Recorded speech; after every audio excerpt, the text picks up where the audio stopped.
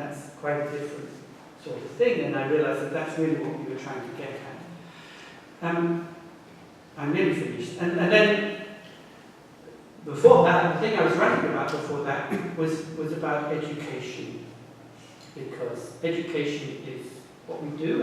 From John Dewey, I took the idea that education is not just what people do in schools. Education means leading life, leading a life out into the world. As an ex lucere, lucere is the lead, ex is out. So education is about how we lead, how human beings lead life. Dewey's great insight, which is desperately needed today, is that there is a fundamental connection between education and democracy. And what is going wrong with education today is what is going wrong with democracy today. And in order to see a way through, to see how we can do education and democracy differently, we have to think about difference itself. And I've been thinking about difference as a process of commoning. Too often we think about the commons in terms of what does everybody have in common to begin with. And by commoning, I've tried to introduce, and others have too, the idea that no, and this comes from Dewey, that we start off all from different positions, and then we try and imaginatively project ourselves forward in a way in which we can find a way of going along together, so that what we have in common is not what is given to begin with, it is itself an achievement, and it's an achievement of education. And because I work in the university, or did until I retired a month and a half ago, for me this is primarily about how we should design or build a university for the common good. I don't think, because universities at the moment have been taken over by corporate neoliberalism and they are manifestly unsustainable, they will collapse. Rather than waiting for universities to collapse, I think we have to start thinking now about what universities should be. And that's something that I'm also working on. Then next year I shall put together a book of essays, and they'll basically be about the connection, which I've not yet addressed properly, between perception and imagination. But that will take me off in the ninth grade. Maybe I've spoken on that. Thank you very much.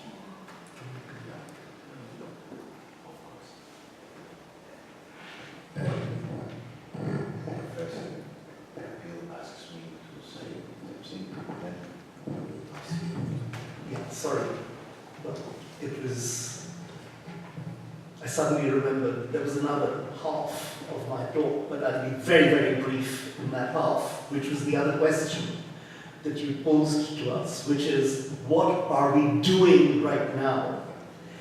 And that's where, surprisingly, without realizing it, Tim and I have a lot, I realized that we have a lot in common. I realized that I hadn't given that other half of the answer what I'm doing right now. So when I talked about this idea of intercultural encounter, in fact, people get objecting to my work ever since it came out. Not appreciating it. Everyone appreciated it, but always said that this was something that was exceptional. I looked at two exceptional cases, Europe and India, which were both scientific cultures, they were both great civilizations, and when civilizations meet, of course, you can negotiate. And for this, in fact, I knew that there was a misunderstanding somewhere, and slowly I devised a way of answering this question by looking at a concrete example of how encounters take place. And this concrete example for me was the history of a city, the city of Kolkata in India. Now, the surprising thing about Calcutta is that in 1690, that is just about 300 years ago, nothing existed there. Well, nothing. Yes, something did. It was a swamp. It was a marshland. Marécage. Oui, yes, evento. And there were small communities who lived and made a living out of that. In 1790, 100 years later, it was the second largest city in the British Empire. It was the largest city with European presence outside of Europe. It was the second largest producer of scientific knowledge. Things produced in Calcutta were being read in Boston, were being read in Philadelphia, were being pirated the world over. But not only, it was also the capital of British expansion into Asia. How come in 100 years this happened?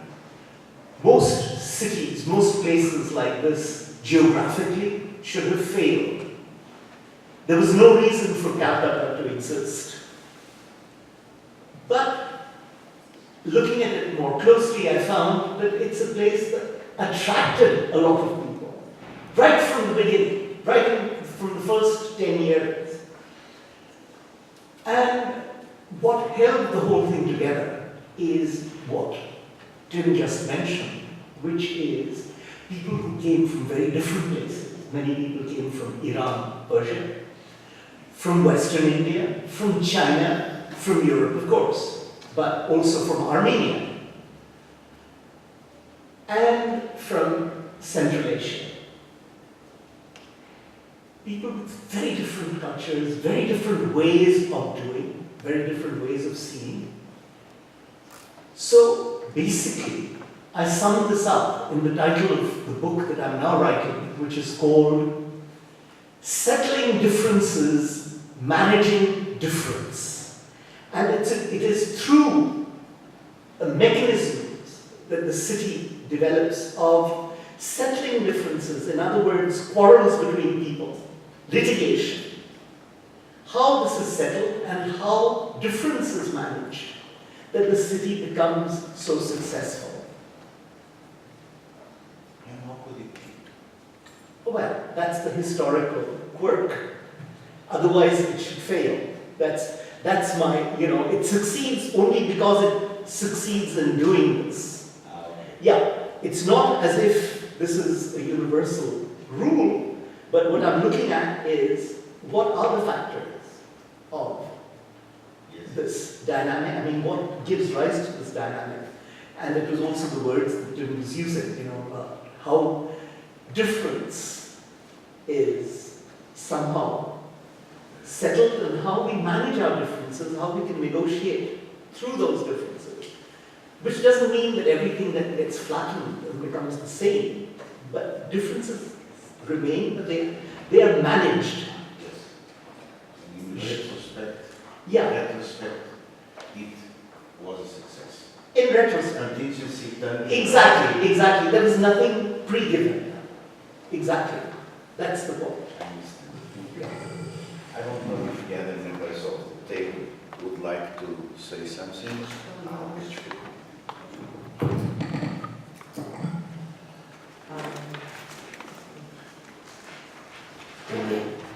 Very, very briefly, because I think we have to break for coffee at 11. Right?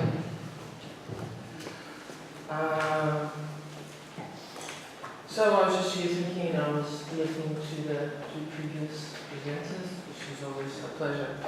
And I was listening to the change from being an entrenched rationalist and mathematician to be interested in the other things that account for the way people choose to do things, that it has not to do with rationality.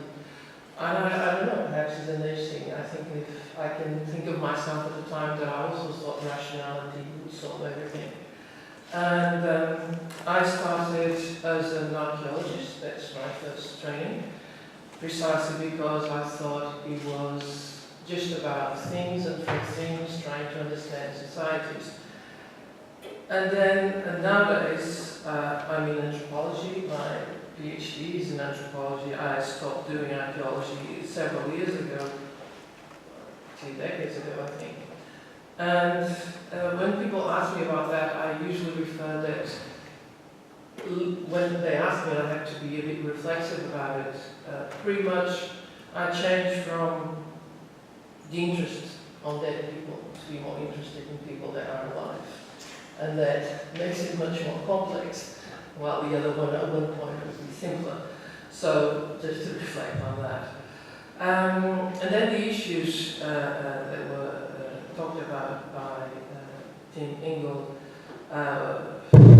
Yes, I'm someone who's interested in the relationship between space and social identity, so a lot of things that Tim Ingle writes about are very interesting to me. And here, just because we have a limited amount of time before we can move to discussion, which I presume is after coffee discussion. Okay.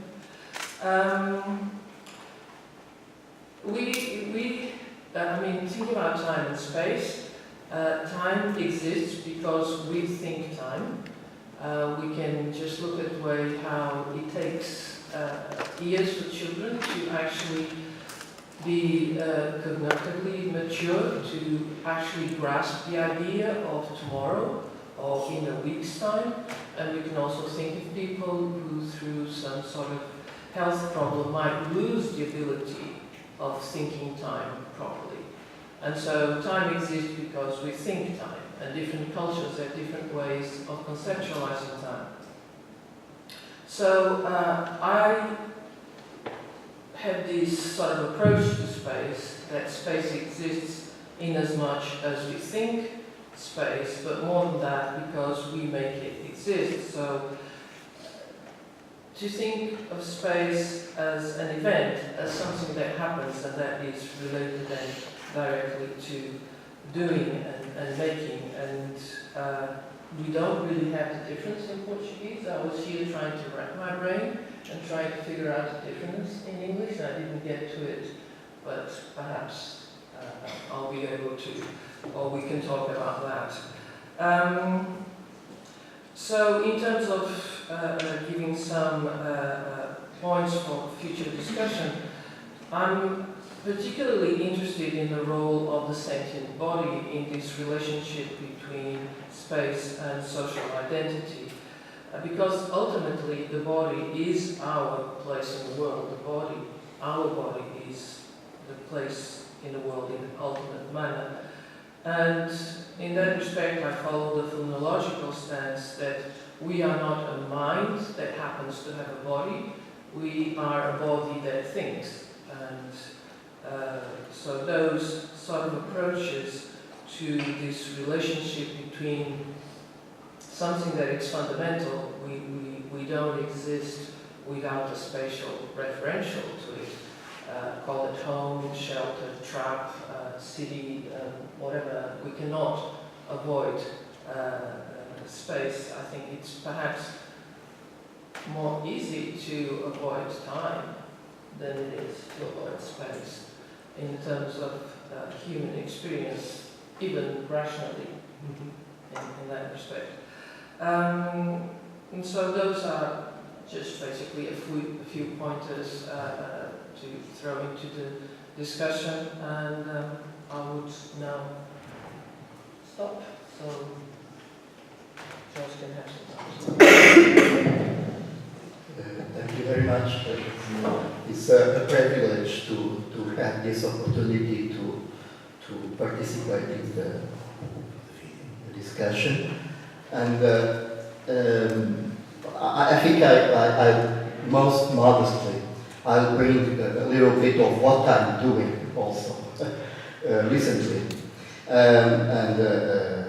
I've been in the last year or so, I've been publishing and translating Ivan Illich work, which all of you know certainly. And this work with Ivan Illich gave me a certain kind of historical perspective of industrial society. And we need this perspective about the expansion of industrial society. It's already a historical experiment. It has at least 2 centuries. And so, anthropologically, we are already a product of industrial society. We are also in a dilemma, I would say, I think in English it's possible to say that. We are in a dilemma with the ways industrial society is expanding now. And Professor Ingold spoke about Anthropocene, of course. Anthropocene is a part of industrial society. It must be understood as such. However, it is a very strange effect of industrial society. And if you understand sociology as the human science that goes along the development of the industrial society, it's clear that the rationality which was intended in that field is no longer at the forefront of our understanding of the world. And I'm talking about Ivan Illich because, as you know, I think all you know that Ivan Illich was a very interesting character. He was a priest, a Catholic priest, and probably he was promised to have a very important role in Vatican. He was protected by Paul VI, who now became a saint in last week, I think. And but Illich, he was also an intellectual, of course, and a very restless man, let's say like that. And he arrived in the 50s, I think, in New York, where he was going to study, and he discovered the Puerto Rican community. And that was a shock for him. That changed everything about this. The world was bigger and much more diverse than he thought. And so he's done everything to go to Puerto Rico, where he was head of the Catholic University for some time, until he discovered that the church had some kind of agreements with American influence in Puerto Rico, CIA, things like that.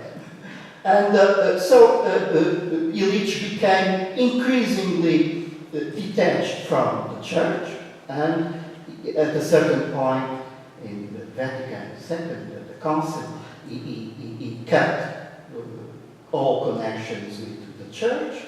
He remained a Catholic, we can understand that, but he started another way.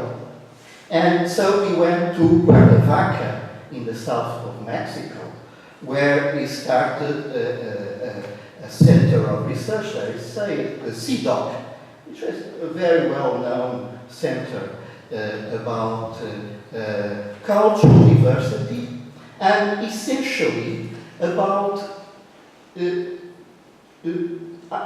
trying to understand needs of people in various places and various cultures. What are needs?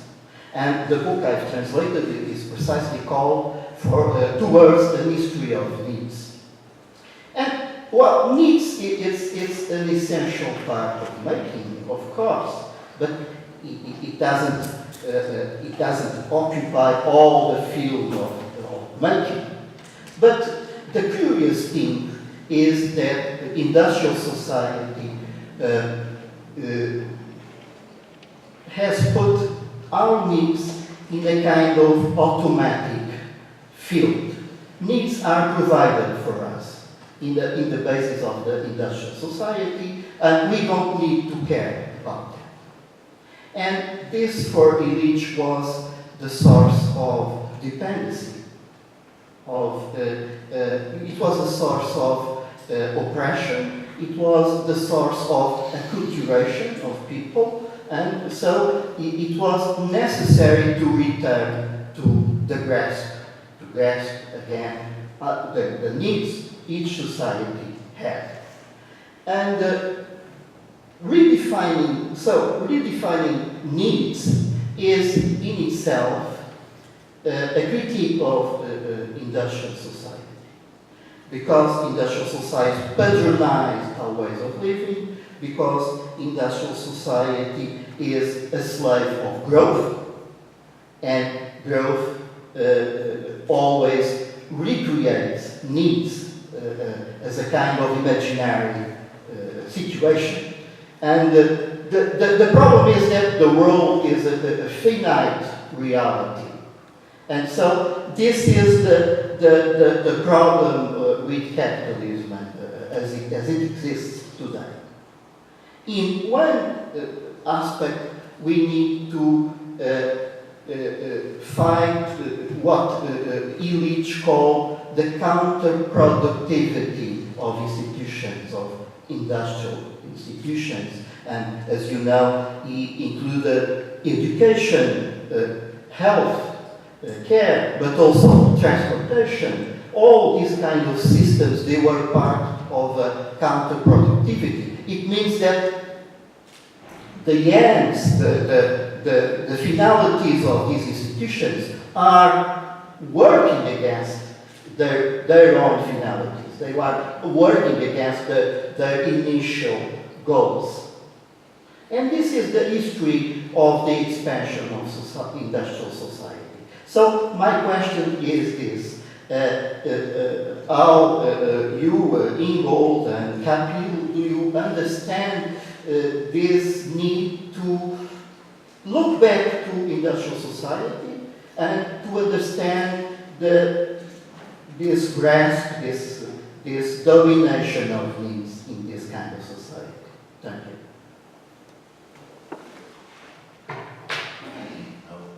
At what time shall we leave for the coffee break?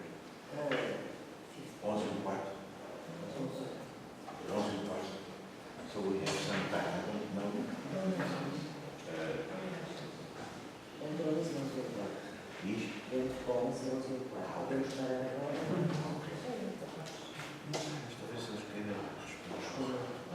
Do you want me to say something before taking the coffee, or do you prefer to take the coffee first?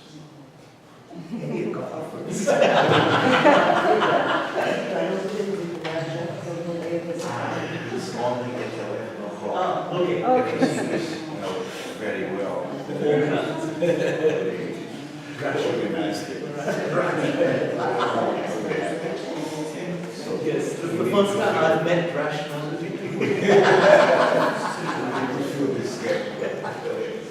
In any way, I don't know if any of you want, or in the assembly, anyone wants to raise some to share some thoughts about what has been said. Yes, I know that Jorge has put a very interesting question, but I don't know if we have time in 10 minutes. Yeah, sure, but why don't you no, you start. The question was putting the idea of to set is the idea of needs within the context of the fact that we have for the past several centuries been part of a history of industrialization. And as against, I suppose, the idea that somehow human needs can be posited as a sort of universal of human nature in an ahistorical way. So your point, which seems entirely right, is that the concept of need has to be historical. We can't posit, whether it's industrialization or anything else, we can't, as Malinowski famously did, posit some sort of universal functional needs. All humans have to do X, Y, and Z, and therefore all culture can be understood as ways of meeting those particular needs. That doesn't make sense, and I'm sure that's right. I'm sure also whether you think we're in a post-industrial phase or not, it doesn't really matter, because we'd have to leave it to historians of the next few centuries to say exactly where we are in the trajectory of industrialism, but clearly the situation we're in now is not at all the same as people were in the mid-19th century or in the 17th century. So industrialization is a long drawn-out thing that has gone through many different phases, and I think, for example, the issue that really confronts all of us now is massive environmental pollution, plastic-filled oceans, climate change, areas of the world which have been devastated by heavy metal contamination, oil spills, and so on. That was not a concern. I suppose that already in the 19th century, for example, all kinds of environmental destruction was going on, but perhaps not yet perhaps because it was before petrochemicals and before nuclear. It was not perhaps on the scale that we're facing now. So if you're looking at the issue now, I don't see how you can talk about needs without addressing global problems of pollution and environmental change, which makes me think that perhaps the really critical question behind it is one of scale. That is, if you're talking about needs, and I don't know whether English had anything to say about this, at what level, at what scale are you placing them, both temporally and spatially? Like somebody says, I need to go to the toilet.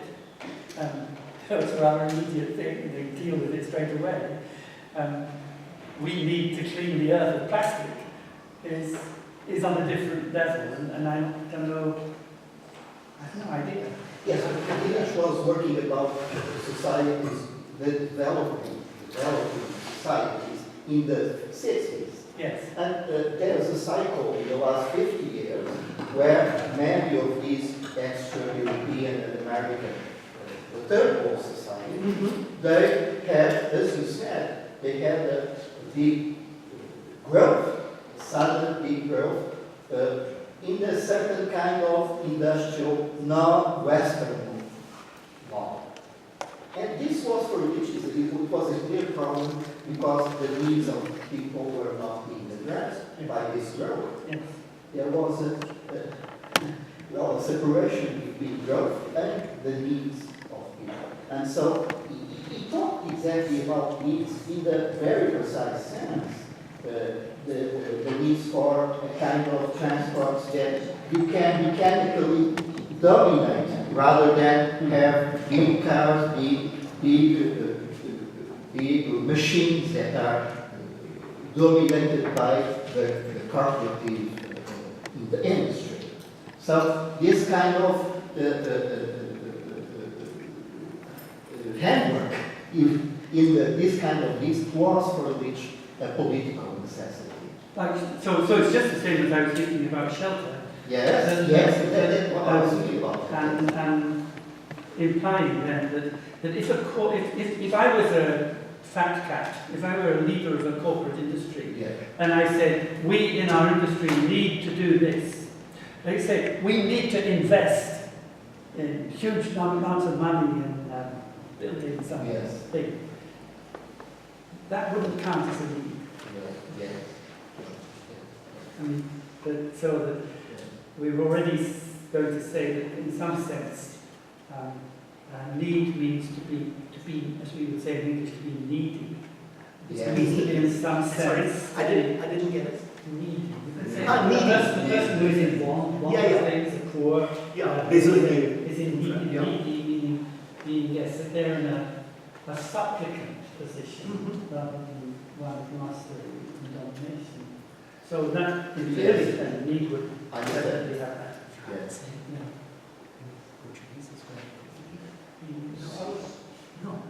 Necessita pessoal is only I know, it's is only complicated. être dans la position d'avoir Ah oui. c'est l'idée.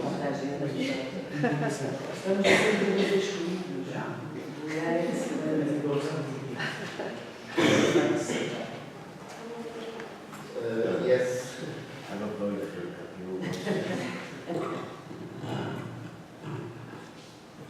Yeah, I don't know whether this question is really just a question of the contemporary world, Yes. of industrialization, of industrial capital.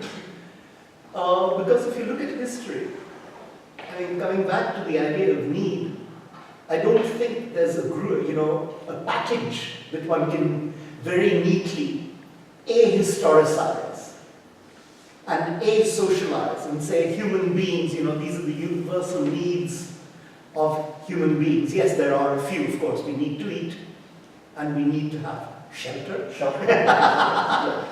Yeah, okay. So these are basic needs, and I suppose. But you need also to have transportation, available transportation. Well, we have our legs. Yeah. Yeah, okay. So that's constitutive of the human It being. is always told. Yeah, that. and we also have reproductive needs, so we have sexual needs, you can say. I mean, so these are needs.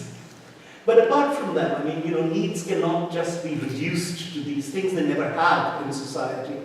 I mean, even if you look at archaeology, you find a lot of conspicuous consumption by people, superfluous, I mean, in inverted commas, things that people are producing when they don't even have the time to do so, but they still do. Fashioning wood, making sculptures, cave paintings, these things take time, so there's some sort of form of luxury involved in this. But then when one looks at this more closely, one finds that these needs are also met at the expense of others. Needs of this sort create or are based on inequalities and reinforce inequalities. They always have. This is not, what I'm trying to say is this is not just an industrial phenomenon. It becomes a phenomenon of our age with another form of urgency, which has to do with the Anthropocene, which has to do with massive pollution, which has to do with our problems today, which bring another layer of urgency. And that is incomparable. But to think that that this is a problem generated by industrial capital is, for me, highly reductionist. It is something which has seeped through all of history. Human history is not the history of some form of primitive communism which then degenerates. I think we've lived in exploitative societies that is constitutive of human history. I don't think it's a necessary condition, but I think that contingently that's the way in which human societies have developed, quite simply. And I think there is something which is fundamentally true in what Ivan Illich says, but I think it's much more general and much more trans-historical. But what about patronizing needs? Do you see that? I beg pardon? Patronizing needs. Reducing needs to a kind of small group of ways of resolving needs, of satisfying needs. You have publicity, you have all the industrial cultural system, because